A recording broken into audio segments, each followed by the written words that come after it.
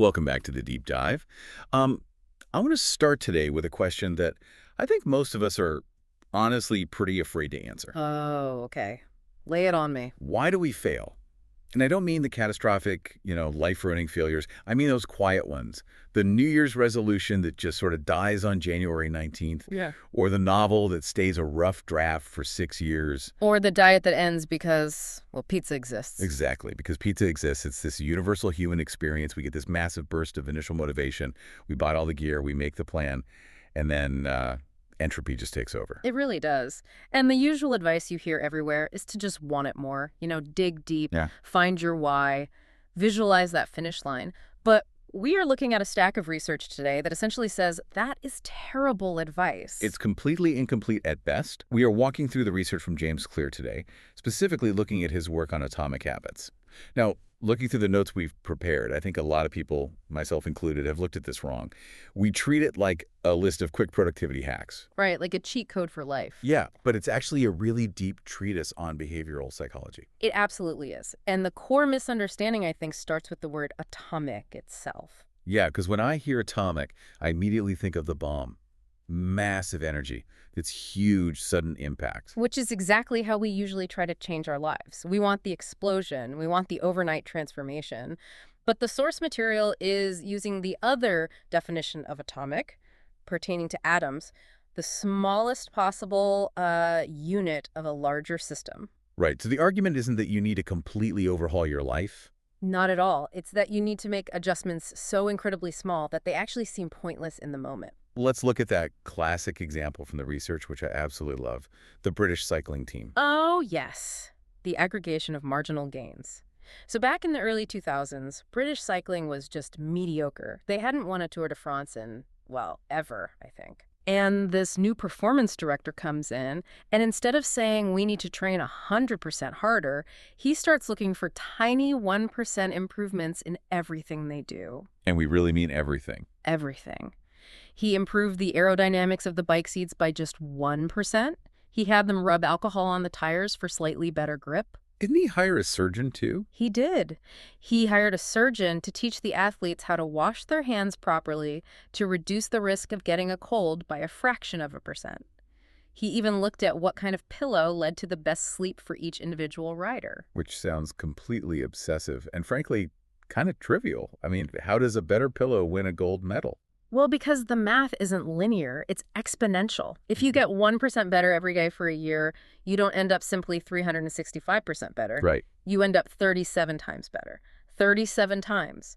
That is the power of compound interest applied to human behavior. But that works in reverse, too, doesn't it? Unfortunately, yes, it does. If you get 1% worse every day, you skip the gym, you eat the extra cookie, you miss that deadline, you slowly degrade down to nearly zero. And the tricky part, the part that traps all of us, is that in the short term, that 1% is completely invisible. This is what the source calls the valley of disappointment. Right. Think about an ice cube sitting on a table in a room that is 25 degrees. You heat the room to 26. Nothing happens. 27. Nothing. The energy is being stored, but the physical state hasn't changed at all. You hit 32 degrees and suddenly the ice melts. Exactly. And we usually quit at 31 degrees. We quit because we look at the lack of immediate results and assume all that effort was completely wasted. But it wasn't wasted. No, it was just being stored. You're building up the potential energy to finally break through that plateau. Okay, so if we accept that small changes compound over time, we still have to figure out what to change. And this brings us to probably the most famous concept in this entire deep dive. You do not rise to the level of your goals. You fall to the level of your systems. It's such a devastating idea because it completely attacks the holy grail of self-improvement, which is goal setting. But let me play devil's advocate here for a second. How can you achieve anything without a goal? If I don't have a target, aren't I just sort of drifting aimlessly? Goals definitely have a purpose. They are great for setting a direction, but they are terrible at actually making progress. Think about it this way. Winners and losers have the exact same goals. Right. Every candidate wants the job. Every Olympian wants the gold medal. If the goal was the defining factor, everyone would win. So the goal doesn't differentiate the winner. The system does. Exactly. The system is your daily routine. It's how you practice. It's how you organize your desk before you start working. Hmm. And there is a darker side to being purely goal-oriented too. It creates this constant yo-yo effect. Like what? Let's say your goal is to run a marathon. You train, you sweat, you finally cross that finish line, you achieve the goal. Then what happens the next week? You stop running. You stop running. The motivation completely evaporates because the goal is gone. You see this all the time with weight loss. Someone says, I want to lose 20 pounds for the wedding. They lose it, the wedding happens, and the weight comes right back. Because they treated it as a finish line rather than a lifestyle. Exactly. So we're trading a destination mindset for a continuous mindset. But this leads to something deeper in the research that honestly I struggled with at first. The idea of identity-based habits. Oh, interesting. Why did you struggle with it? Well, it feels a little, I don't know, a little woo-woo, like that Oh. manifesting stuff. The research suggests that instead of saying I want to run a marathon, I should say I am a runner. Right. But if I haven't run in 5 years, standing in front of a mirror and saying I am a runner just feels like I'm lying to myself. Well, if you just say it to a mirror, yes, it is a lie. It's delusion. But the argument here isn't for blind affirmation, it's for proof. You need to view your actions as votes. Okay, unpack that voting analogy for us. Every single time you choose a salad over a burger, you are casting a vote for the identity of I am a healthy person. Every time you sit down and write one sentence, you cast a vote for I am a writer. The goal isn't to be unanimous. You don't need a perfect election. Right, you don't need a perfect election. You just need the majority of votes to win. So I don't need to be perfect. I just need to be mostly consistent. Precisely. And once the majority of those votes shifts, the behavior actually becomes easier. This is a crucial psychological pivot. It is incredibly hard to do something that contradicts your self-image. Like if you believe you are a smoker who is trying to quit. Yes. You will probably fail. Because the core identity is still somebody. You are dragging all that baggage with you. Versus someone who just says, no thanks, I don't smoke. Exactly. It signals a shift in identity. True behavior change is identity change. You aren't just doing the thing. You are actively becoming the person who does the thing. Okay, so we have the math of getting 1% better. We have the philosophy of systems over goals and the psychology of identity. But we really need to get into the gears of how to actually do this. Right. The framework. The 4 laws of behavior change. Yeah. This is the blueprint for actually building these systems. This is where we get highly tactical. Law number 1, make it obvious. Which sounds almost too simple, but I think most people totally miss how powerful their physical environment is. We like to think we make conscious choices all day, but really we just react to cues. We are essentially detection machines. There is a great story in the sources about the Japanese railway system.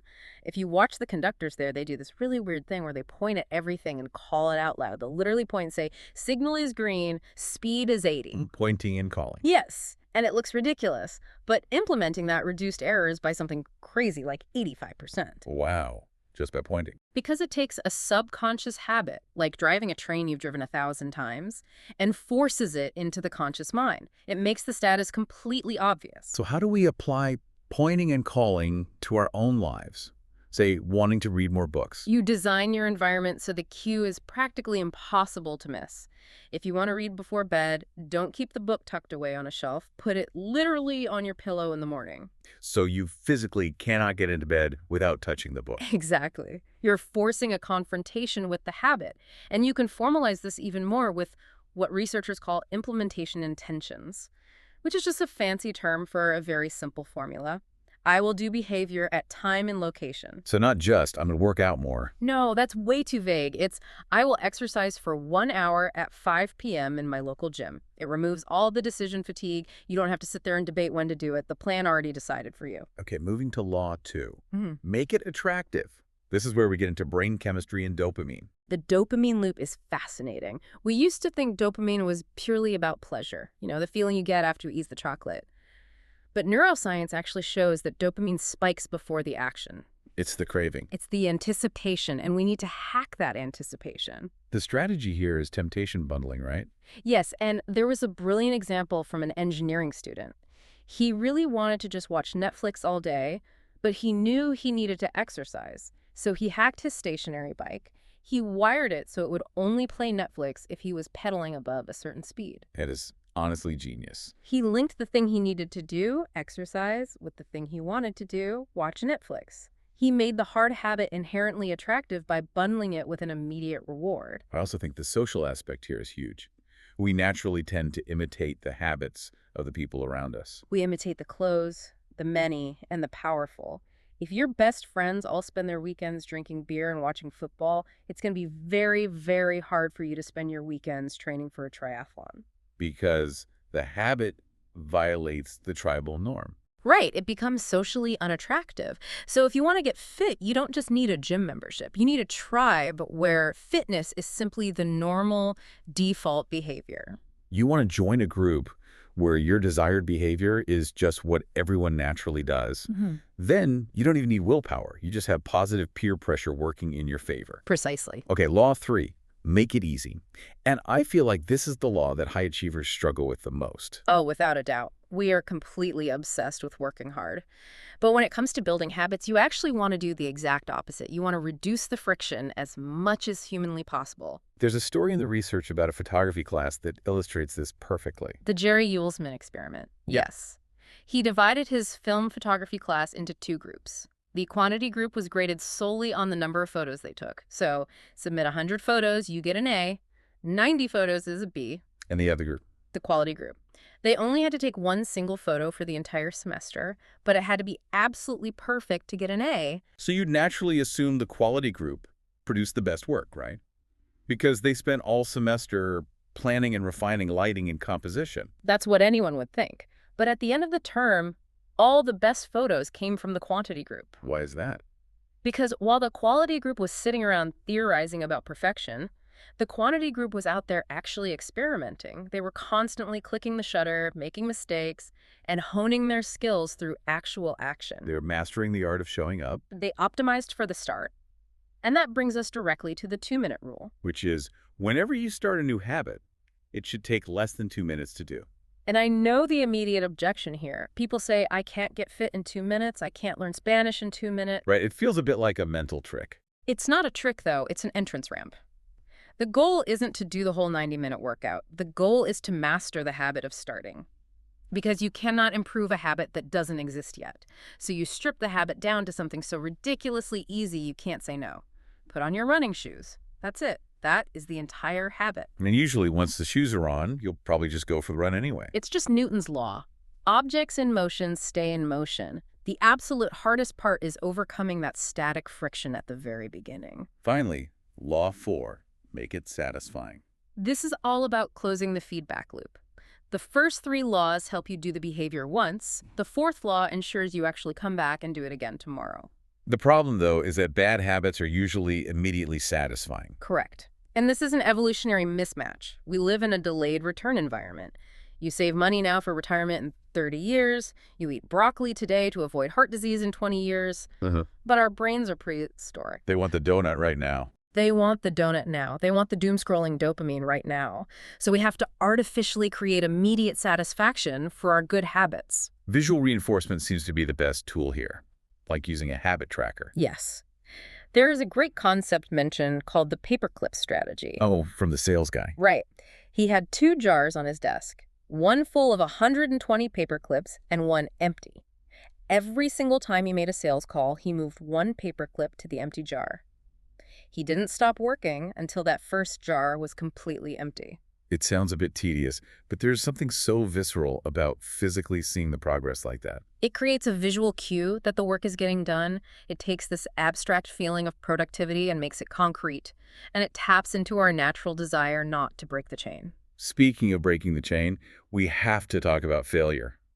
Because we are going to fail. We are going to miss a day. It's inevitable. And this is where the all-or-nothing mentality absolutely kills our progress. We miss one single workout and think, well, the streak is ruined. I might as well order a pizza and sit on the couch for the rest of the week. The what the hell effect. Exactly. But the rule here is incredibly simple. Never miss twice. Never miss twice. If you miss one day, that's just an accident. Life happens. But if you miss 2 days in a row, you are actively starting a new habit, the habit of skipping. So the entire focus shifts from trying to be perfect to just recovering quickly.